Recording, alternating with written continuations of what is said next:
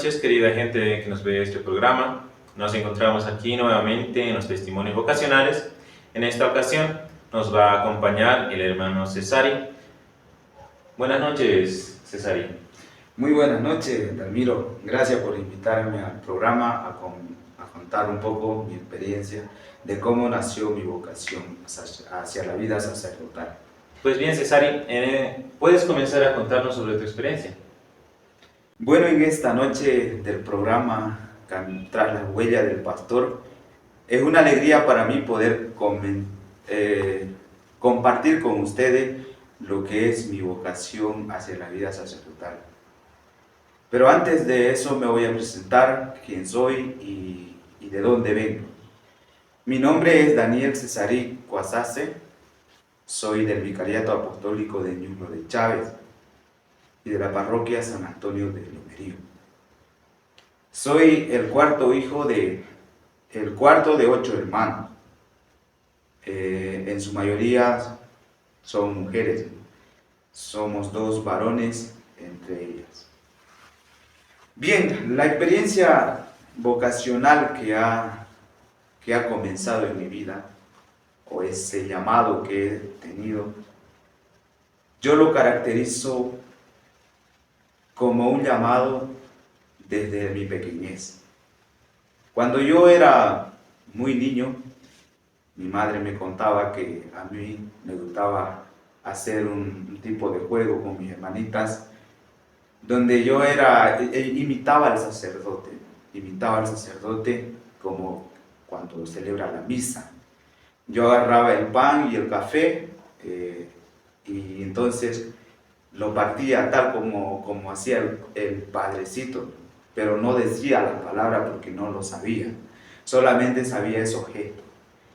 Y yo, a partir de ahí, yo siento que el Señor ya me estaba llamando para algo. De pronto, cuando ya fui creciendo, me preparé para la primera comunión y la confirmación. Poco a poco aquella chispa que tenía desde esa infancia se fue encendiendo poco a poco más y más. Había una gran necesidad, sobre todo en mi vicariato, de la presencia de sacerdotes para poder atender a la gente. Y cuando yo estaba preparándome para la confirmación, yo decía que tenía que salir con un compromiso. Tenía que salir con un compromiso de ser un líder de mi comunidad. O sea, ese era el sueño más grande y hermoso que yo tenía. Y que yo quería, pero no sabía cómo. Hasta que cuando di mi confirmación y luego fui a otra unidad educativa para terminar mis estudios de colegio, entonces ahí me metí en grupo de la parroquia. Y ahí donde, gracias a la intervención de las hermanas religiosas que están ahí actualmente, y la presencia del párroco coreano que estaba ahí de misión, entonces ellos me ayudaron a descubrir este llamado, sobre todo que yo tenía desde mi pequeñez. Y una vez cuando terminé los estudios de bachillerato, en el 2015, el padre me había interrogado, ¿no te gustaría a ti entrar al seminario? Pero no sabía yo qué era eso, o sea, no sabía de qué cosa me estaba hablando. Entonces poco a poco yo me fui adentrando sobre todo, y hasta que le dije al padre, no creo que entre, ¿no? Porque creo que la vida del sacerdote es muy, muy difícil. Porque yo veía que, claro, los sacerdotes no tienen mujer, o sea, no tienen ahí a su familia. Entonces, eso era lo que me cuestionaba a mí. Sin embargo, esto yo le pregunté al padre, le dije, pero ¿cómo es? ¿Cómo hace? Y él me decía siempre con una sonrisa, muy pronto lo vas a comprender. y esas palabras fueron tan sabias que poco a poco, aquello que yo no comprendía, lo fui comprendiendo. Cuando salía, cuando después de la graduación, yo ya tenía decidido de entrar al seminario, habíamos conversado con el padre y había un problema grande que no me dejaba muy tranquilo, y era el tema del qué dirán mi papá, cómo van a reaccionar, ¿será que me van a dejar salir de casa? Entonces, era un cuestionamiento, era una duda, era un miedo que yo sentía y que no me atrevía a comentárselo a mis padres. Y creo yo que fue un error de no comentárselo antes.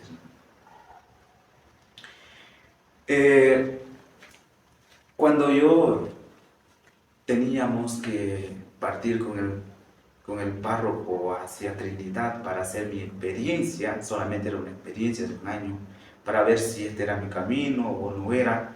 Entonces, recuerdo que ahí fue una mala experiencia para mi familia, para mi madre sobre todo, para mi padre, porque cuando ellos me vieron que yo me estaba alistando mis cositas así en mi mochilita, me preguntaron, ¿dónde vas a ir?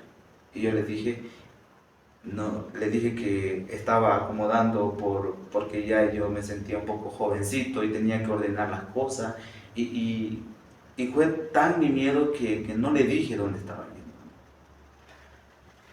yendo.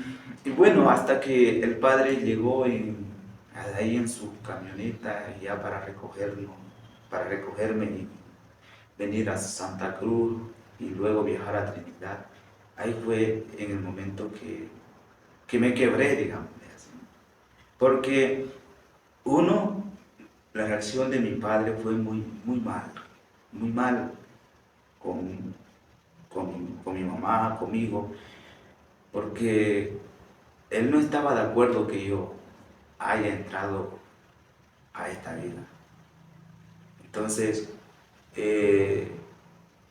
fue un momento muy mal, en la que yo estaba ahí en duda, voy o no voy, o me quedo aquí a atender a mis padres. Y ese era el cuestionamiento. Pero algo más, había una fuerza más a fondo, más interior que yo sentía, que me decía, tienes que ir. No todo el tiempo vas a quedarte con tus padres, hay que salir. Entonces esa frase era la que me emocionaba, era la que decía, mejor me voy. Cada cual arregla su problema. Entonces, a partir de ahí, claro, esta experiencia fue tal que se le quedó a mi padre durante mucho tiempo. No sentía como que su apoyo, hasta que después de terminar el segundo de teología, ya mi padre, tal vez cuando yo salía de vacaciones, me veía con mucha alegría, con mucho entusiasmo cuando regresaba a casa. Entonces él también se fue como que contagiando de aquello que yo vivía. Y yo le pedía tanto a Dios y a la Virgen María que pudiera cambiar, sobre todo mi papá, porque veía una gran indiferencia conmigo, porque yo les había como que defraudado. Había yo defraudado aquel sueño que mi padre tenía conmigo, para conmigo. Mi padre, él deseaba que yo estudiara mecánica, pero en mi interior, en mi persona, no había esa idea y no había ese pensamiento. Uno, porque la mecánica no me gusta, no me gusta. Y aunque mi padre deseaba mucho aquello, yo deseaba leer la Biblia, leer libros así espirituales, y no era nada conmigo de eso de mecánica. Y una vez quería yo hacer comprender a mi padre aquello que su deseo con el mío estaba un poco peleado, ¿no? pero no me animaba, no me atrevía, porque me sentía yo que iba a ser muy atrevido. Sin embargo, cuando terminé el estudio de la teología en el tercero y defendí la tesis, sobre todo, entonces ahí ya fue que me animé a hablar con mi padre. Le dije, lo siento, pero agradezco porque usted ha cambiado. Y ese cambio me ayuda a seguir adelante a mí con mis convicciones y todo aquello que yo quiero para mi vida. Yo recuerdo que usted deseaba tanto que yo sea mecánico, pero ese no era mi sueño. Ese sueño era su sueño.